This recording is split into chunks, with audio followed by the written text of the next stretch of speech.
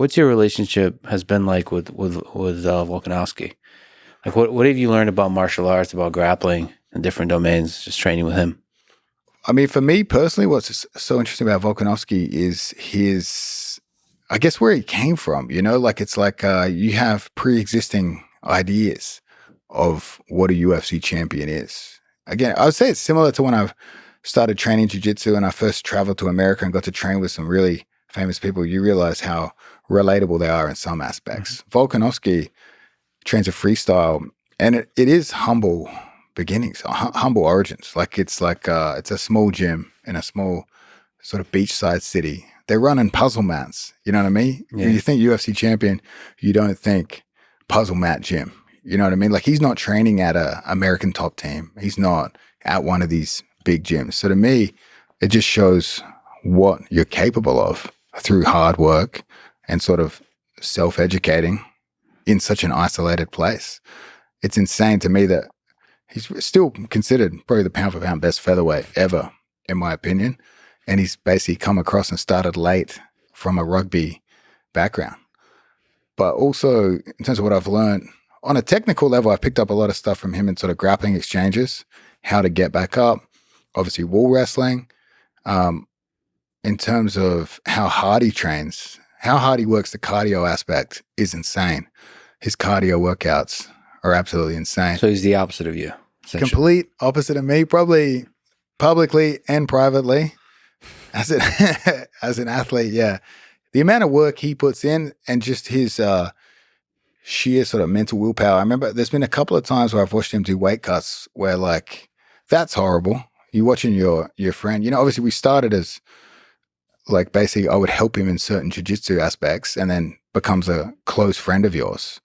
But the whole process of the MMA fight is horrible, especially when you care about the person fighting, because some of those weight cuts you see are awful. Like you're basically seeing guys' eyes roll back in their head, like him just powering through a 5 kilo, 10 pound cut and just constantly talking about how easy it is. But while clearly, these guys look like they're dying, you know, like to push through that and then to push through some of the moments in his fight, to watch him be completely relaxed until like 5 minutes before the fight.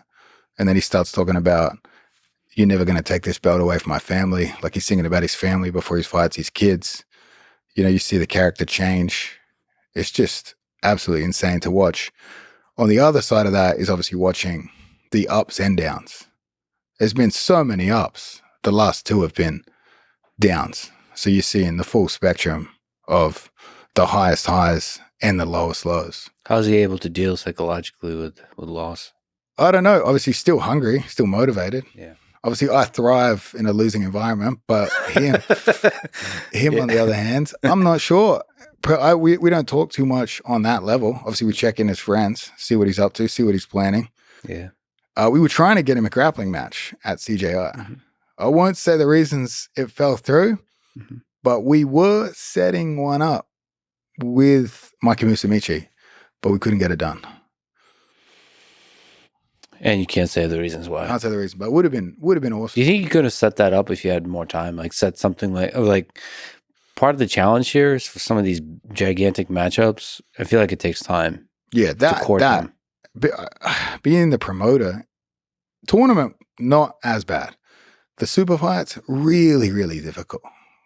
I don't think we could have set it up with more time, that particular match. But that was the dream. That's what we were hoping to do.